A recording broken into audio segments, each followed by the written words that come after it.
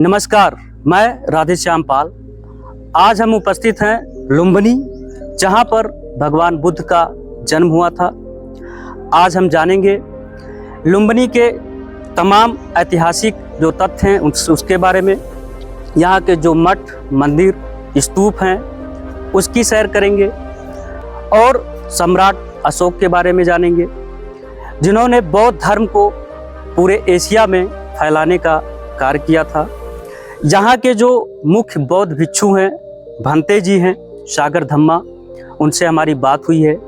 आज हम उनके साथ लुम्बिनी की सैर करेंगे और उनसे जो यहाँ के मठ मंदिर हैं जहाँ पर भगवान बुद्ध का जन्म हुआ था, उस स्थान पर चलेंगे और उनसे जानने का प्रयास करेंगे यहाँ के इतिहास के बारे में। और उसके बाद हम एक पॉडकास्ट करेंगे यहाँ के जो मुख्य बौद्ध भिक्षु हैं उनके साथ, उनसे जानेंगे बौद्ध धर्म के बारे में, भगवान बुद्ध के पूरे जीवन के इतिहास के बारे में, उनका जो है कैसे वनवास हुआ, कैसे ज्ञान प्राप्ति उन्होंने की और अंत में वो महापरिनिर्वाण को प्राप्त हुए, उनका अंतिम उपदेश क्या था, पंचशील सिद्धांत क्या हैं, ये सारी चीज़ें आज हम इस वीडियो में कवर करेंगे। तो आइए हमारे साथ, आज जो हमारा थीम है, जो हमारा कॉन्सेप्ट है, जानो तब मानो, उसके साथ आज हम सैर करते हैं लुम्बिनी, भगवान बुद्ध का जन्म स्थल की।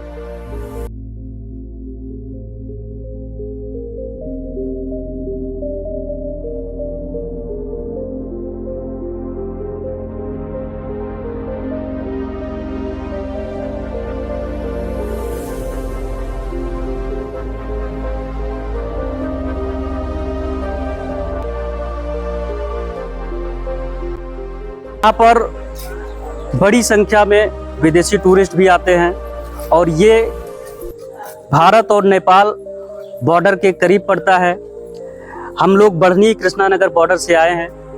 वहाँ से करीब 50 किलोमीटर की दूरी पर स्थित है ये स्थान लुम्बिनी। यहाँ पर बौद्ध धर्म को मानने वाले लोग भी आते हैं और कुछ लोग पर्यटन की दृष्टि से भी यहाँ आते हैं, जहाँ पर बहुत अच्छे अच्छे पार्क हैं, घूमने के लिए बहुत अच्छी अच्छी जगहें हैं, नौका विहार भी यहाँ कर सकते हैं, सेल्फी पॉइंट है और बहुत सारी चीज़ें हैं जो हम आपको दिखाएंगे।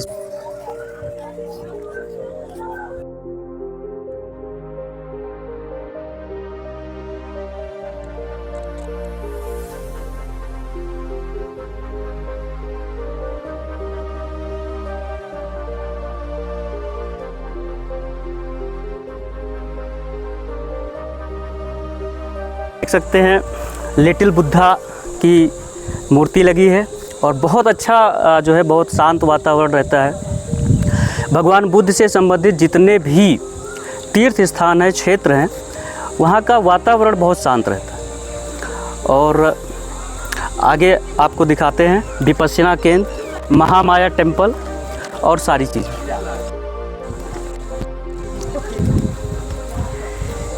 यहाँ देखिए लिटिल बुद्धा का जो है स्टैचू लगा हुआ है और इसके आगे सेल्फी पॉइंट बना है जहाँ पर लुम्बिनी लिखा हुआ है।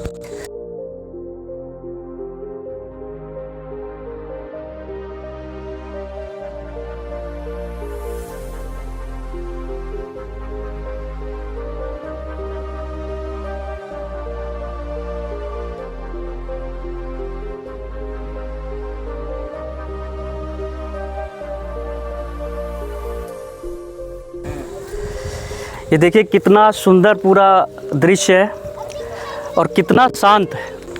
आगे जो है महामाया टेम्पल, विपश्यना केंद्र और जो बोधि वृक्ष है वो आपको हम दिखाएंगे।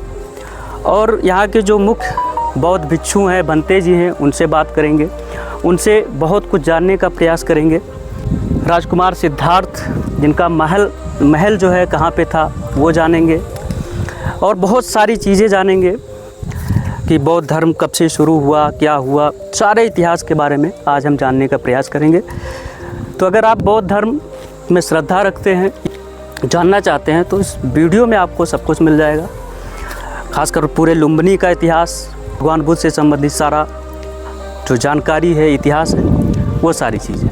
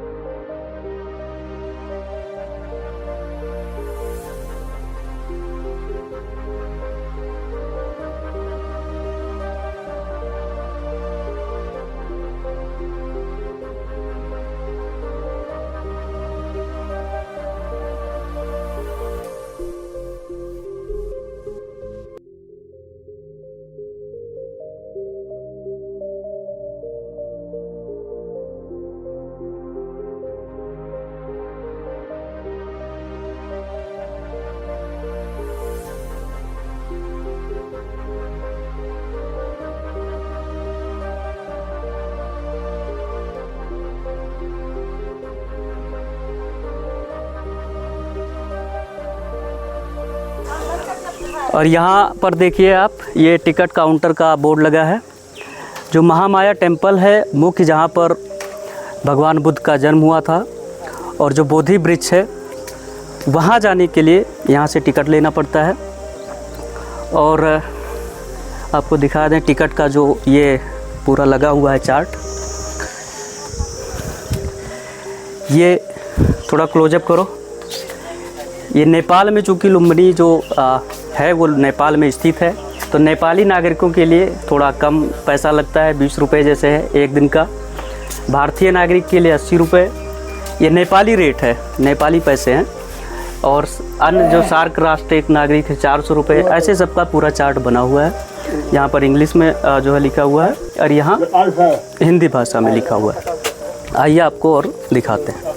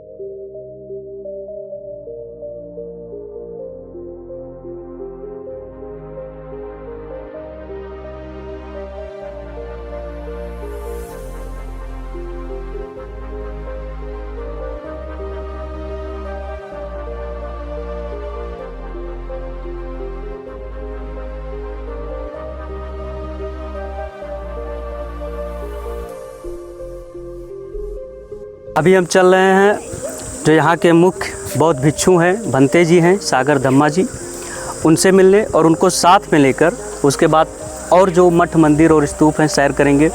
साथ में जानेंगे कि वो जो स्तूप है, मठ मंदिर जो भी है, वो किस लिए है, उसका इतिहास क्या है। तो उनके साथ जानेंगे और उनसे तमाम प्रश्न करेंगे, और उसके बाद जो है बैठकर उनके साथ एक पॉडकास्ट करेंगे, विस्तार से चर्चा करेंगे।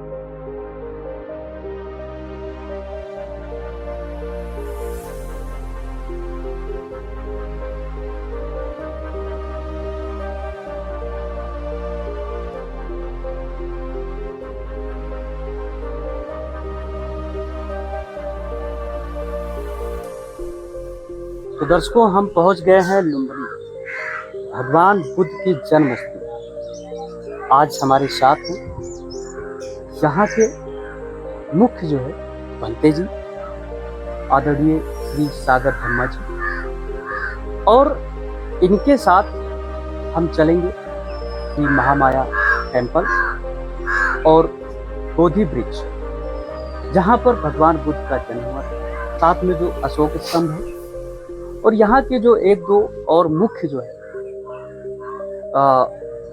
स्थान है जो महात्मा बुद्ध से जुड़े हैं, जो प्रमुख तीर्थ स्थान है, उसकी सैर करेंगे।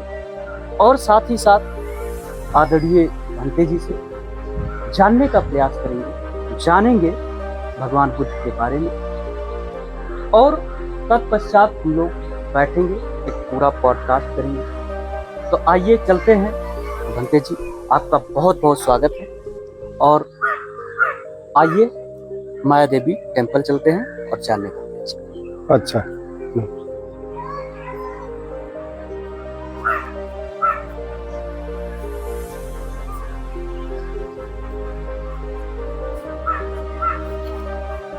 वो राजकुमार सिद्धार्थ जी, उनका जो महल जो उनका है वो कहाँ पे है? क्या वो सिद्धार्थ कुमार का जो महल है वो कपिल वस्तु तिलौरा कोट में है, जो यहाँ से 26 किलोमीटर पश्चिम में पड़ता है, कपिल वस्तु में। तो जब हम कपिल वस्तु कहते हैं, आज वो जो कपिल वस्तु इसका उसका जो क्षेत्र है, कुछ क्षेत्र नेपाल में पड़ता है और कुछ क्षेत्र अभी भारत में पड़ता है। अच्छा, आपका इंडिया में। लेकिन दोनों ही वो कपिल वस्तु है। तो कपिल वस्तु जिस समय भगवान बुद्ध का जन्म हुआ था, वो पौराणिक समय में सिर्फ कपिल वस्तु था। वहाँ पर ना तो भारत इंडिया था, ना तो नेपाल था। हाँ, तो आज राजनीतिक रूप से कोई देश का बंटवारा हो गया, सीमाएं लग गई दोनों, कुछ समय कुछ भाग नेपाल में पड़ गया, कुछ भाग भारत में पड़ गया। तो उसमें क्या है कि जो आपने महल का जिक्र किया ना, लेकिन वो जो महल जो है वो नेपाल साइड में पड़ता है। अच्छा, उसको तिलौरा कोट कहते हैं। तिलौरा कोट, हाँ, यहाँ से 26 किलोमीटर आपको जाना पड़ेगा पश्चिम।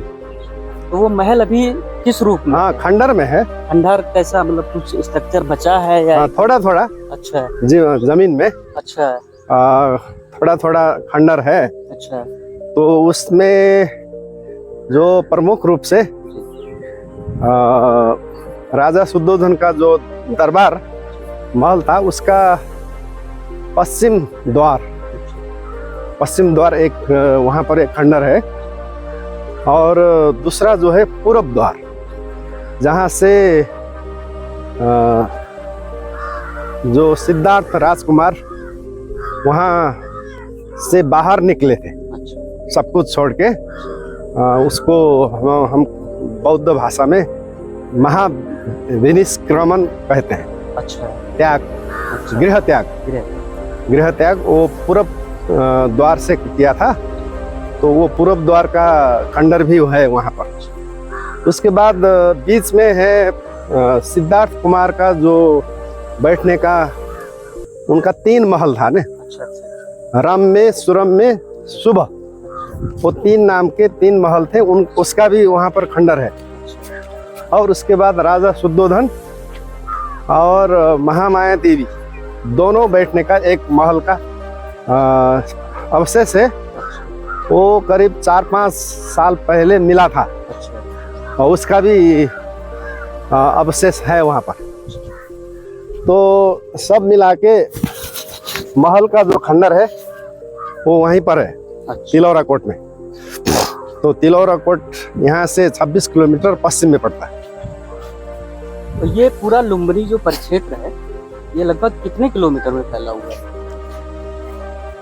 अगर यहाँ पर बौद्ध धर्म के अनुयायी आते हैं या कोई घूमने के परिदृश्य से ही आता है, तो लगभग कितना किलोमीटर है जहाँ पर वो घूम सकता है, जा सकता है, और क्या क्या चीजें यहाँ पे हैं? इसको 2x4 कहते हैं। अच्छा 2 किलोमीटर चौड़ाई है अच्छा और 4 किलोमीटर इसका लंबाई है। अच्छा। हाँ ये 1400 बीघा कहते हैं अच्छा हमारे यहाँ पर देसी भाषा में। 1400 बीघा है। हाँ 1400 पूरा अच्छा। 1400 बीघा में ये फैला है। और ये ऐतिहासिक जो धरोहर है, हाँ ये ऐतिहासिक अंतर्राष्ट्रीय रूप में ये सिर्फ नेपाल का नहीं है। जैसे बुद्ध जो भगवान का ज्ञान जो है वो संसार में फैला है ना, एक ही राष्ट्र कंट्री नहीं है, तो इसीलिए ये जो अंतर्राष्ट्रीय धरोहर है। जी ये जो हमने अभी देखा अंदर, क्योंकि कैमरा अलाउड नहीं है, वीडियो नहीं बना पाए हम लोग, लेकिन हमने देखा जो है तो अवशेष है, संरक्षित है यूनेस्को द्वारा। माया देवी जो टेम्पल है, ये जो हम उनके पीछे है, तो ये इसका क्या इतिहास है? इसमें बताया जाता है कि महात्मा बुद्ध जी का ये माया देवी मंदिर जो अंदर हमने देखा, वहाँ पर सबसे महत्वपूर्ण चीज ये है, एक भगवान बुद्ध के पैर का निशाना है। अच्छा जिसको मार्कर स्टोन कहते हैं। तो पैर का निशाना का मतलब भगवान बुद्ध का जन्म होते ही उन्होंने दायां जो पैर जमीन में रखा था, तो उसी जमीन में जो उनका पैर पड़ा था उसी का निशाना है। अच्छा तो दिखाइए थोड़ा सा।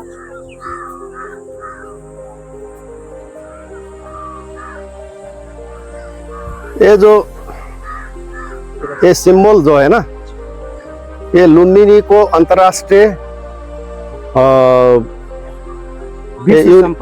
विश्व संपदा में सूचीकृत किया हुआ हाँ। ये सर्टिफिकेट है। अच्छा विश्व संपदा जो यूनेस्को है ना, हाँ जी, यूनेस्को अंतर्राष्ट्रीय पुरातत्व विभाग जो अंतर्राष्ट्रीय संस्था है, यूएन का एक हिस्सा है वो। अच्छा तो संसार में जितने भी हेरिटेज साइट है वो उसको देखभाल इसी संस्था से होता है, चाहे जो भी देश में हो, उनको संरक्षित करती है। हाँ ये अंतर्राष्ट्रीय रूप से यही पुरातत्व महत्वपूर्ण स्थानों का रेख करने वाला अंतर्राष्ट्रीय संस्था है, उसमें लुम्बिनी सूचीकृत किया गया जी। ये सर्टिफिकेट है यूनेस्को द्वारा जो है हाँ। इसको संरक्षित किया। तो ये जो इसका जो महत्व है, ये महत्व कोई देश के अंदर सिर्फ नहीं है। अच्छा ये अंतर्राष्ट्रीय महत्व का, it is the international importance site, heritage site. हाँ वैसे धार्मिक आध्यात्मिक रूप से भी बौद्ध धर्म कोई एक देश में तो सीमित नहीं है, पूरे ये सारे विश्व में फैला है। ये उनका ज्ञान उपदेश आज से नहीं, बहुत हजारों साल से आगे। तो इसीलिए जो है पूरा विश्व के लोग बुद्ध को मानते हैं।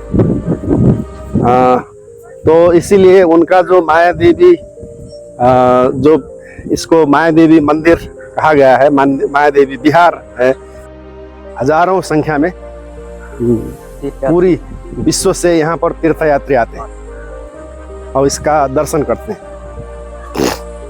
ये माया देवी जो मंदिर है, हाँ यहीं पर भगवान बुद्ध का जन्म हुआ था, आज से 2649 साल आगे, 2649 years before Buddha was born। क्या इतिहास रहा है इसका? जैसे महल तो आप जो है इनका यहाँ से 26 किलोमीटर दूर है, जो किलोरा कोट आपने बताया। हाँ। ये माया देवी टेम्पल का क्या इतिहास है? ये माया देवी टेम्पल का दो इतिहास है, एक पौराणिक इतिहास है, एक आधुनिक इतिहास है। पौराणिक इतिहास ईसा पूर्व 400 से शुरू होता है और 700 ईसा वर्ष 700 में पूरा हो जाता है। जब जिस जगह पे हम आ चुके हैं, जैसे मैंने कहा कि लुम्बिनी का दो इतिहास है, एक पौराणिक इतिहास है, एक आधुनिक इतिहास है। तो आधुनिक इतिहास 1896 से शुरू होता है। 1896 लुम्बिनी का पता चल जाता है। अशोक स्तंभ प्राप्त होती है, शिलालेख तो होता है। शिलालेख प्राप्त होता है। तो 1896 से अंतर्राष्ट्रीय समुदाय का जो ध्यान है लुम्बिनी पर तो आकर्षित होता है, और विभिन्न देश से तीर्थयात्री जो है आना शुरू होता है। लेकिन लुम्बिनी में बाहर से आए हुए तीर्थयात्रियों को बैठने का जगह नहीं था, कोई टेम्पल नहीं था, कोई विहार नहीं था, कोई गुम्बा नहीं था। हाँ, तो सबसे पहले 1956 1896 में लुम्बिनी पुनः प्राप्त हुआ। उसके 60 साल बाद सबसे पहले नेपाल नरेश ने, नेपाल के राजा उस समय महेंद्र राजा ने सबसे पहले बनाया हुआ मंदिर यही है। इसीलिए इसका नाम रखा गया राजकीय बुद्ध विहार। राजकीय बौद्ध विहार, ये हाँ, हम लोग राजकीय बौद्ध विहार बना के 1956 में 1956 में बुद्ध जयंती 25वां बुद्ध जयंती। अच्छा 25वां। अच्छा, अब आज इस साल हमने कितनावां बुद्ध जयंती मनाए? 2569। अच्छा, 2569 का मतलब 69 साल आगे अच्छा, इस पहले राजकीय विहार का निर्माण किया गया नेपाल नरेश महेंद्र करवाया। और इसका उद्घाटन जो है 2 हस्ती के हाथ से हुआ। अच्छा, एक नेपाल नरेश महेंद्र और दूसरा तत्कालीन भारत के उपराष्ट्रपति, अच्छा, जो बाद में राष्ट्रपति भी बने, अच्छा, सर्वपल्ली राधाकृष्णन, डॉक्टर सर्वपल्ली राधाकृष्णन। हाँ, वो ही दोनों हस्तियों के हाथ से इसका उद्घाटन हुआ। अच्छा, तो उद्घाटन हुआ, डेट भी वहां पर लिखा गया। अच्छा, तो इस राजकीय बुद्ध विहार का उद्घाटन नेपाल नरेश महेंद्र और भारत के तत्कालीन उपराष्ट्रपति सर्वपल्ली राधाकृष्णन, इसमें लिखा गया this monastery Rajkiya Buddha Vihar was inaugurated on May 24th 1956 jointly by the then king of Nepal Mahendra Veera Vikram Sahadev and vice president of India Mr. Sarvepalli Radhakrishnan on the most auspicious occasion of 2500 Buddha Jayanti Vaisak Day in Lumbini। बहुत शानदार।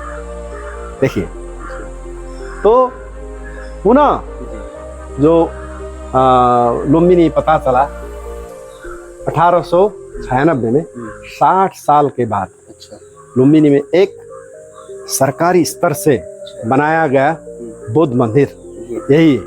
तो यहाँ एक क्यों बना गया कि जितने भी लुम्बिनी दर्शन भ्रमण करने के लिए तीर्थयात्री लोग आते थे, उन लोगों को बैठने का सुविधा यहाँ पर इस हॉल में, हाँ, इस हॉल में उनको बैठने का सुविधा और उनको धार्मिक सेवा प्रवचन, लुम्बिनी के इतिहास के बारे में, भगवान बुद्ध का जन्म कैसे कैसे हुआ था, ठीक है, और उनके लिए पूजा पाठ, ये धार्मिक गुरु यहाँ पर बैठेंगे। धार्मिक गुरु दायां साइड में बैठेंगे, बायां साइड में बैठेंगे, और बीच में तीर्थयात्री रात को सोएंगे और इस हॉल में उनका पूजा पाठ होगा और उनको प्रवचन किया जाएगा। तो इस प्रकार से जो माता माया देवी भगवान बुद्ध का जन्म स्थल को दर्शन भ्रमण करने के लिए, तीर्थयात्रियों को धार्मिक सेवा देने के लिए इस मंदिर का मतलब जो है निर्माण हुआ। बंते जी, हम लोग थोड़ा बैठ के ठीक है और चर्चा करेंगे, और मैं कुछ प्रश्न भी मेरे पास हैं और उसको भी रखना।